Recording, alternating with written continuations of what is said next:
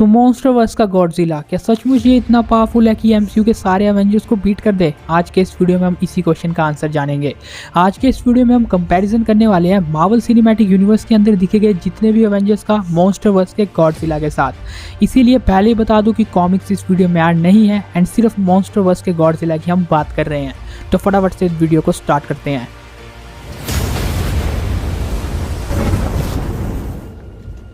तो सबसे पहले तो बेसिक इन्फो, अवेंजर्स के बारे में आप लोग मुझसे भी ज़्यादा जानते हो, लेकिन गॉडजिला का क्या?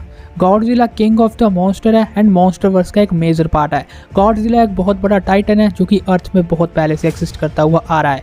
आपने गॉडजिला की बहुत सी मूवीज़ देखी होंगी, लेकिन गॉडजिला की मॉन्स्टरवर्स की शुरुआत होती है 2014 वाली गॉडजिला मूवी के साथ। अगर हम इसकी पावर्स एंड एबिलिटीज़ की बात करते हैं तो इसके पास एटॉमिक ब्रीथ है जिसका टेम्परेचर 5 लाख डिग्री सेल्सियस तक जाता है, यानी एक ऐसी बीम जो कि अपने आने वाले सब चीज़ को तबाह करके रख दे। इसके बाद इसके पास न्यूक्लियर पल्स जैसी कमाल की एबिलिटी है जो कि इसको न्यूक्लियर बॉम्ब से मिलती है, जिसके बाद ये एक बर्निंग गॉडजिला बनता है। लेकिन आज के इस वीडियो में हम इसकी बात नहीं करने वाले हैं, क्योंकि ये गॉडजिला को तब मिली थी जब एक इंसान ने इसके ऊपर न्यूक्लियर बॉम्ब फोड़ा था, और हर टाइम इंसान गॉडजिला के पास हो ऐसा नहीं हो सकता। इसके बाद गॉडजिला की सबसे amazing ability electromagnetic wave. Electromagnetic wave यानी गॉडजिला की वो वेव जिससे ये आसपास के एरिया के सारे इलेक्ट्रिक डिवाइसेस को डिफ्यूज कर सकता है। तो ये है गॉडजिला, जिसका साइज भी अराउंड 393 या 400 फीट है एंड जिसका वेट भी 1,64,000 टन का है। तो अब क्या अवेंजर्स गॉडजिला को बीट कर पाएंगे? चलो जानते हैं। यहाँ पे अवेंजर्स के सब मेंबर्स को मैं डिफरेंट लेवल्स में बांट दूंगा ताकि आपको कंपैरिजन समझने में आसानी हो। शुरुआत करते हैं लेवल 1 के अवेंजर्स से। लेवल 1 में मैंने इन 4 अवेंजर्स को रखा है, Black Widow, Hawkeye, Drax and Rocket. And believe me, इनमें से कोई भी अवेंजर्स गॉडजिला का बाल भी बाका नहीं कर सकता। अगर हम रॉकेट की बात करते हैं तो उसके पास बहुत से वेपन्स हैं, लेकिन गॉडजिला के ऊपर ह्यूमन मेड या ऐसे सिंपल वेपन्स का असर नहीं हो सकता है। गॉडजिला की बॉडी इतनी ड्यूरेबल है जिसने किंग गिडोरा के अटैक्स को सह लिया था एंड बड़े बड़े न्यूक्लियर मिसाइल्स को भी इजीली सर्वाइव कर लिया था, इसीलिए रॉकेट कुछ भी नहीं कर सकता। इवन अगर हम ड्रैक्स की बात करते हैं तो आपको उसका पता ही है, अगर वो सीधा गॉडजिला पे अटैक करने जाता है तो वो कुचला जाएगा। अगर हम हॉकाई की बात करते हैं तो हॉकाई के पास ऐसा कोई एरो नहीं है जो गॉडजिला का कुछ भी उखाड़ पाए, एंड ब्लैक विडो वो भी कुछ नहीं कर पाएगी। लेवल 1 के सारे एवेंजर्स गॉडजिला के ऊपर फीके पड़ने वाले हैं। अब हम बात करते हैं लेवल 2 यानी मिड रेंज एवेंजर्स की, जहाँ पे हमारे पास है War Machine, Spiderman, Black Panther, Antman, Wasp, Nebula, Falcon, Bucky, Star Lord, Groot, Gamora, America Savage and Shang-Chi. तो सबसे पहले तो अगर हम वॉर मशीन की बात करते हैं तो उसके लिए उसके पास इलेक्ट्रोमैग्नेटिक वेव है, और अगर नहीं तो वॉर मशीन के किसी भी अटैक का उसके ऊपर असर नहीं होने वाला है। गॉडजिला अपनी पूंछ से ही उसे मार देगा। इसके बाद ब्लैक पैंथर भी ज़्यादा कुछ नहीं कर पाएगा, क्योंकि यहाँ पे मैं इंडिविजुअल बैटल की बात कर रहा हूँ, तो ब्लैक पैंथर को वकांडा देना ये फेयर नहीं बैठेगा। इसके बाद नेबुला एंड गमोरा भी बहुत पावरफुल है, लेकिन उनके वेपन्स का भी इसके ऊपर असर नहीं होने वाला है। And hand to hand combat fight तो गॉडजिला जैसे मॉन्स्टर से करने की बात ही छोड़ो। Even same case with Falcon and Bucky कि उनके वेपन भी किसी काम के नहीं है एंड गॉडजिला सिर्फ पूंछ से ही उन्हें हरा सकता है। इसीलिए अब जो गिने चुने एवेंजर्स बचते हैं उनकी बात करते हैं। सबसे पहले बात करते हैं स्पाइडरमैन की। तो स्पाइडरमैन को मैंने इतनी ज़्यादा मेंशन इसीलिए किया क्योंकि स्पाइडरमैन ने सिविल वॉर में जायंट मैन को इस तरह हरा दिया था। तो क्या ये सेम गॉडजिला के खिलाफ कर सकता है? तो इसका आंसर है बिल्कुल नहीं। हमें पता है कि स्पाइडरमैन बहुत ज़्यादा तेज़ है, उसके पास स्पाइडर सेंसेस, एजिलिटी है, लेकिन गॉडजिला के खिलाफ ये नहीं यूज़ होने वाली, क्योंकि अगर स्पाइडरमैन गॉडजिला के साथ ऐसा करने की कोशिश करता है तो पहली बात कि उसके वेब्स टूट जाएंगे। जिन लोगों को ऐसा लगता है कि इसके वेब्स तो बहुत ही ज़्यादा स्ट्रॉन्ग है, जिसने शिप को भी ऐसा वैसा कर दिया था, बट ये गॉडजिला है।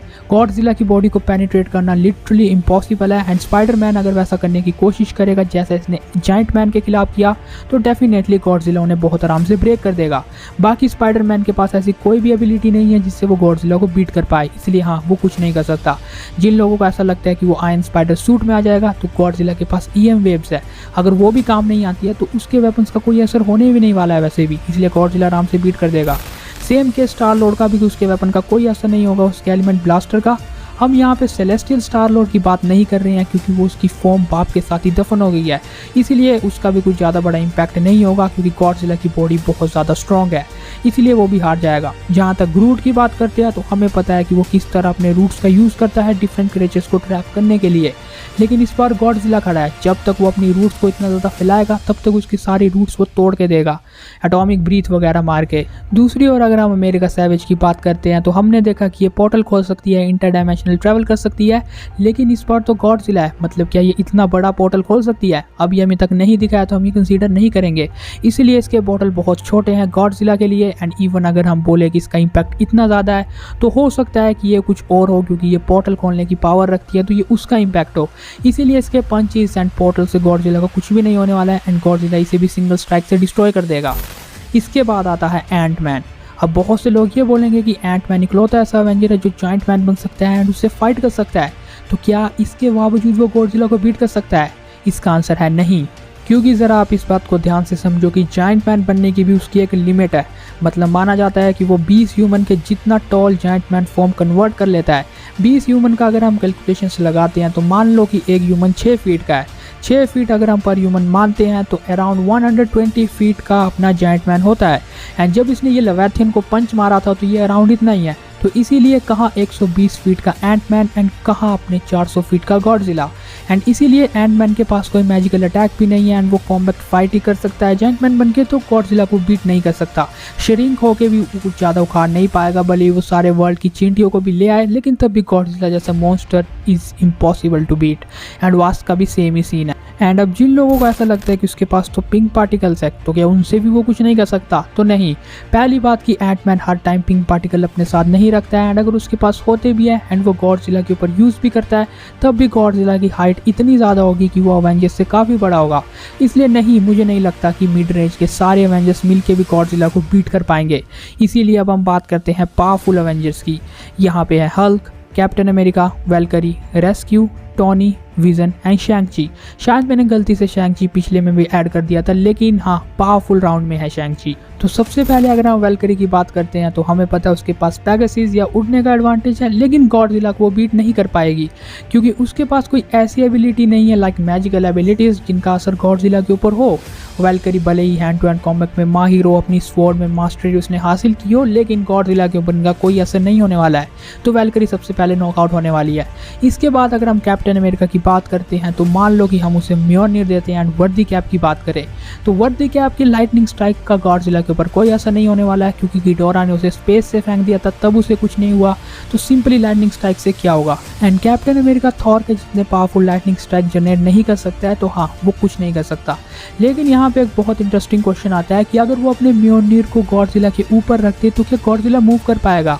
मैंने इसके ऊपर बहुत से रिसर्च की एंड बहुत से लोगों के ओपिनियन जाने।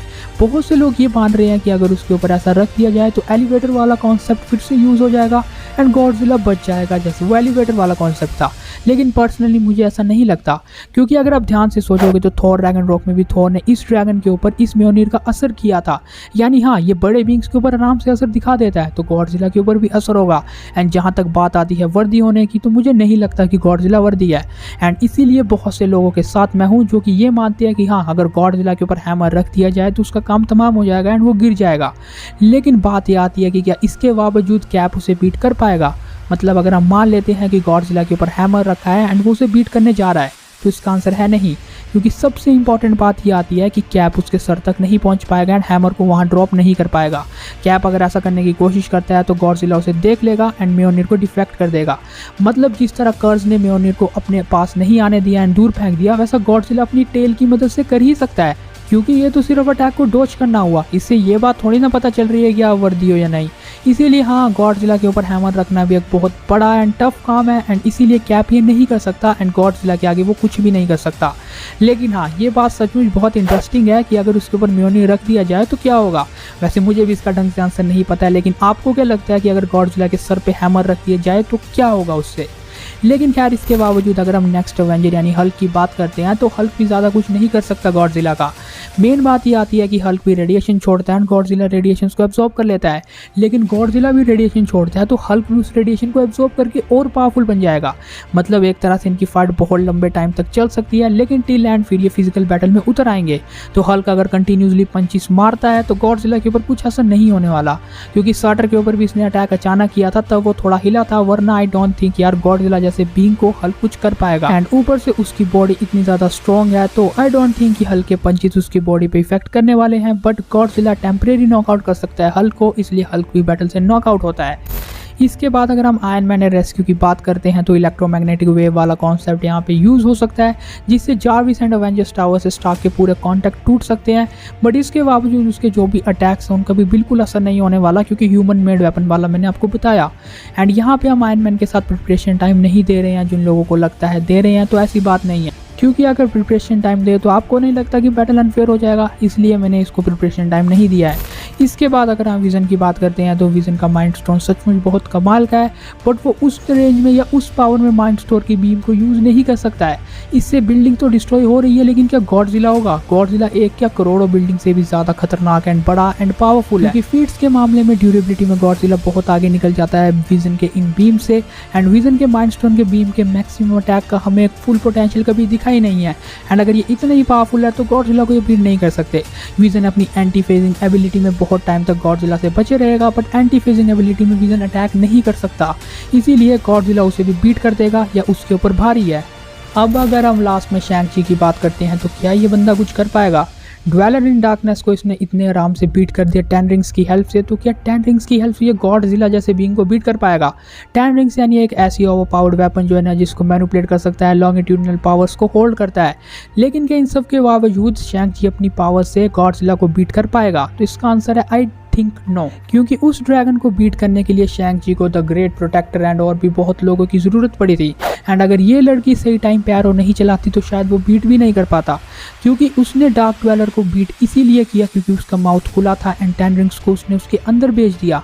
लेकिन गॉडजिला के मुंह को खोलना, क्या आपको लगता है ये आसान है? इतने पावरफुल मॉन्स्टर की स्किन जो इतनी ज्यादा स्ट्रॉन्ग एंड ड्यूरेबल है, उसके खिलाफ के 10 रिंग्स वर्क करेंगी? मतलब बाहर से अगर ये अटैक करता है गॉडजिला की बॉडी पे तो वो असर नहीं करने वाला। एंड जहाँ तक बात आती है कि जैसा इसने डार्क ड्वेलर के साथ किया तो नो, क्योंकि गॉडजिला का मुंह खोलना इज लिटरली इम्पॉसिबल इसके लिए। एंड सेकंड बात की डार्क ड्वेलर की ड्यूरेबिलिटी कहाँ एंड गॉडजिला की कहाँ, इसलिए गॉडजिला शैंग-ची को भी बीट करने वाला है, आई थिंक सो। इसीलिए पावरफुल राउंड के सारे एवेंजर्स भी हार मान चुके हैं गॉडजिला के आगे। लेकिन क्या मोस्ट पावरफुल एवेंजर्स गॉडजिला की बैंड बजा पाएंगे? मोस्ट पावरफुल एवेंजर्स में 4 मेन एवेंजर्स आते हैं, doctor strange, Scarlet Witch, Thor and captain Marvel. तो सबसे पहले बात करते हैं मैजिक डिपार्टमेंट की। तो क्या डॉक्टर स्ट्रेंज वो बीइंग है जो गॉडजिला को बीट कर पाएगा या नहीं? चलो जानते हैं। डॉक्टर स्ट्रेंज के मैजिक की अगर हम बात करते हैं तो एल्ड्रिक मैजिक का यूज़ करता है, लेकिन एल्ड्रिक मैजिक की एनर्जी मैनिपुलेशन से वो गॉडजिला का कुछ भी नहीं बिगाड़ सकता। जो मैजिक उसने थैनोस के खिलाफ यूज़ किया उनमें से मैक्सिमम अटैक गॉडजिला के ऊपर असर नहीं करने वाले हैं। हालांकि डॉक्टर स्ट्रेंज के पास मल्टीपल क्लोन्स है जिनकी हेल्प से वो गॉडजिला को ट्रैप कर सकता है कुछ टाइम तक। बट हाँ, अगेन वो स्पाइडरमैन के वेब वाला कॉन्सेप्ट यहाँ पे यूज़ हो जाएगा कि गॉडजिला उन्हें ओवरपावर कर देगा। लेकिन खैर इसके बावजूद डॉक्टर स्ट्रेंज का मेन अटैक है उसकी मिरर डायमेंशन। बट यहाँ पे भी पंगा है कि क्या डॉक्टर स्ट्रेंज इतनी बड़ी मिरर डायमेंशन ओपन भी कर सकता है, क्योंकि अभी तक हमने नहीं देखा ऐसा करते हुए। एंड जो चीज़ हमने नहीं देखी है उसे हम ऐड कैसे कर सकते हैं, क्योंकि पॉसिबिलिटीज़ के ऊपर हम ये बैटल नहीं कर रहे हैं। तो हाँ, अगर डॉक्टर स्ट्रेंज इतनी बड़ी मिरर डायमेंशन खोल नहीं पाता है तो गॉडजिला को वो कैद नहीं कर सकता। एंड अगर एक बार वो कैद नहीं कर पाया तो गॉडजिला उसका बहुत बुरा हाल करेगा, क्योंकि आप खुद ही सोचो कि अगर वो खोल भी सकता तो उसे बहुत टाइम लगता मिरर डायमेंशन को एक्सेस करने के लिए। एंड तब तक गॉडजिला अपनी टेल से ही उसका काम तमाम कर चुका होता। डॉक्टर स्ट्रेंज एक ग्लास कैनन कैरेक्टर है, यानी छोटे से अटैक से ही उसके ऊपर क्या असर होगा आपको भी ये पता है। तो आई डोंट थिंक कि डॉक्टर स्ट्रेंज अपने मैजिक से कुछ कर पाएगा। इसके बाद आती है द ग्रेट स्कारलेट विच, जिसने मल्टीवर्स ऑफ मैडनेस में सचमुच हमें मैडनेस दिखाई। लेकिन क्या वांडा बीट कर पाएगी गॉडजिला को? तो वांडा के सारी एबिलिटीज को डिस्कस करते हैं एक एक करके कि क्या ये गॉडजिला के ऊपर असर भी करने वाली हैं। सबसे पहले टेलीकिनेसिस। वांडा की मेन एबिलिटी में टेलीकिनेसिस आती है, जिसमें ये बड़ी बड़ी मशीन्स को ऐसे उठा के पटक देती है। लेकिन क्या ये गॉडजिला को भी ऐसे उठा के पटक सकती है? इसका आंसर है नहीं, क्योंकि गॉडजिला का वेट बहुत ज़्यादा है। गॉडजिला 1,64,000 टन का है एंड वांडा ने इतना बड़ा या इतना हैवी चीज़ कभी लिफ्ट नहीं की होगी, इसलिए आई डोंट थिंक कि टेलीकिनेसिस पावर्स उसकी इतनी ज़्यादा है कि वो इतने बड़े गॉडजिला को लिफ्ट कर पाए। Telekinesis fail. नेक्स्ट आती है टेलीपैथिक, यानी उसकी माइंड कंट्रोल पावर। तो वांडा को किसी भी कैरेक्टर के माइंड को कंट्रोल करने के लिए टाइम चाहिए, जैसा उसने अवेंजर्स के साथ किया। एंड जिन लोगों को ऐसा लगता है कि प्रोफेसर एक्स को उसने इतना ईजिली हरा दिया, तो ऐसा इसीलिए है क्योंकि जेवियर ने उसे खुद चैलेंज दिया था माइंड बैटल के लिए एंड उस माइंड बैटल के अंदर वो खुद हारा। लेकिन अगर हम बात करते हैं नॉर्मली माइंड मैनिपुलेशन की, जैसा उसने एज ऑफ अल्ट्रॉन में किया, तो ऐसा नहीं हो सकता, क्योंकि उसके लिए उसको उसके दिमाग के बहुत नज़दीक जाना पड़ेगा। एंड जिन लोगों को ऐसा लगता है कि वांडा उड़ के वहाँ तक पहुँच जाएगी, लेकिन उसके लिए टाइम तो लगेगा ही।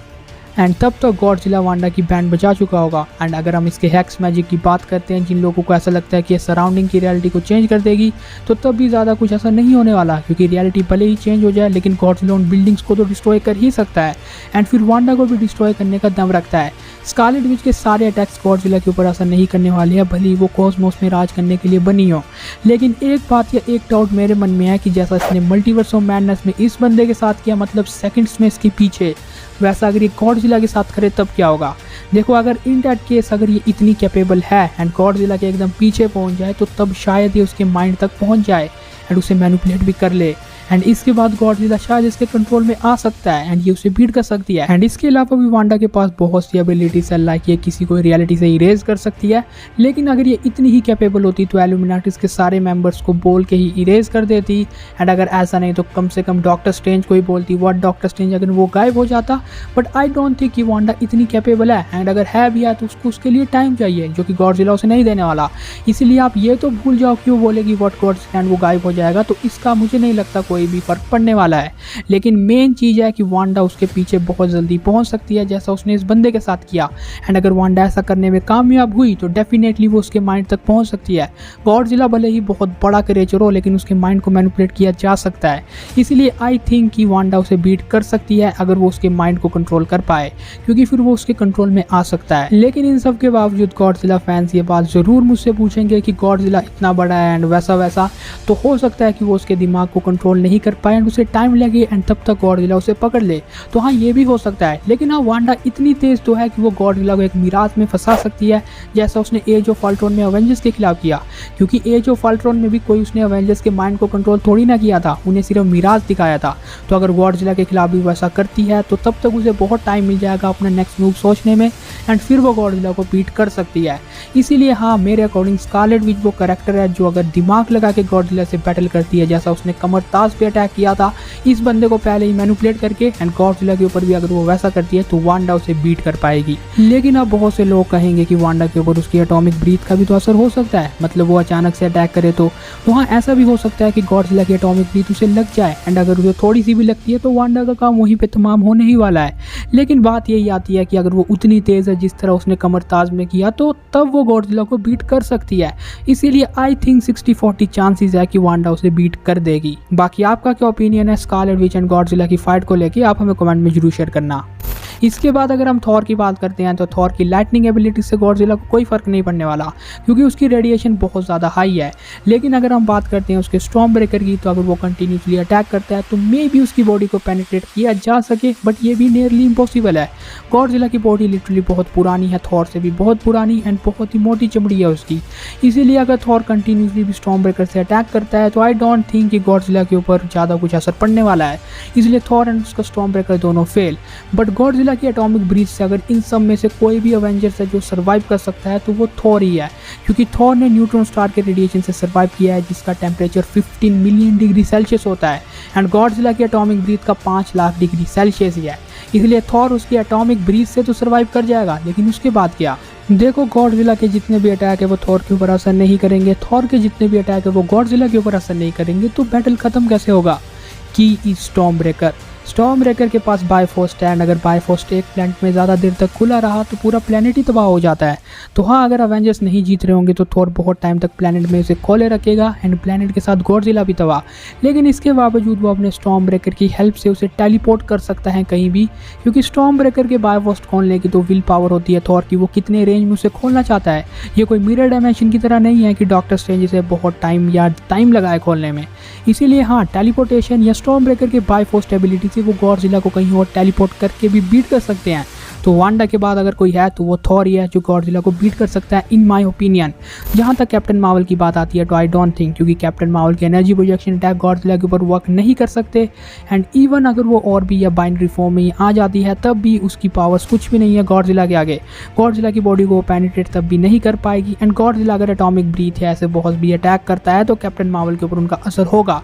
भले ही वो एनर्जी उसको एब्जॉर्ब करती है, लेकिन हो सकता है कि वो ओवरलोड हो जाए एंड मे बी गॉडजिला अपनी टेल से उसे बीट करते। तो इसीलिए आई थिंक नो। लेकिन इन सब के बावजूद गॉडजिला को बीट कैसे किया जाए? तो हाँ, एक तो वही रीजन है कि स्कारलेट विच उस बंदे की तरह गॉडजिला के साथ करे एंड इसके माइंड को मैनिपुलेट करे। बट इससे भी आसान रीजन ये है कि थॉर अपने बायफोस्ट का यूज करे एंड उसे कहीं और ही टेलीपोर्ट कर दे। बस किस्सा खत्म गॉडजिला का। तो हाँ, ये दो रीजंस है। इसके अलावा अगर ये सब अवेंजर्स मिल के गॉडजिला के ऊपर अटैक करते हैं तब तो बहुत सी पॉसिबिलिटीज बन सकती है। मतलब गॉडजिला का ध्यान किसी और अवेंजर्स पे होगा एंड कैप इसके ऊपर म्योलनिर रख देगा एंड वगैरह वगैरह। तो हाँ, तब तो पॉसिबिलिटीज बहुत बन जाती है। मतलब अगर ये सब अवेंजर्स मिल के गॉडजिला पे अटैक करते हैं तब तो अवेंजर्स का जीतना तय है एंड इसका हारना तय है। बट फैक्ट ये आता है कि अगर सिंगल हम इस बैटल को देखते हैं तो दो अवेंजर्स है, स्कारलेट विच एंड थॉर, जो कि मेरे हिसाब से गॉडजिला मॉन्स्टरवर्स के गॉडजिला को बीट कर पाएंगे। बाकी आपका क्या ओपिनियन है इस बैटल को लेके, आप हमें कमेंट में जरूर शेयर करना। मैं पर्सनल ओपिनियन दूं तो अवेंजर्स। बाकी इस वीडियो से रिलेटेड कुछ भी डाउट एंड मुझसे कोई भी डिटेल मिस हो गई है तो कमेंट में जरूर शेयर करना। एंड इस वीडियो को लंबा करने की जरूरत नहीं है क्योंकि ऑलरेडी बहुत लंबा हो चुका है ये वीडियो। बाकी हाँ, वीडियो पसंद आया होगा तो लाइक एंड शेयर जरूर कर देना। चैनल को सब्सक्राइब मार के बगल वाले बेल आइकन को जरूर ऑन कर देना। Thanks for watching this video.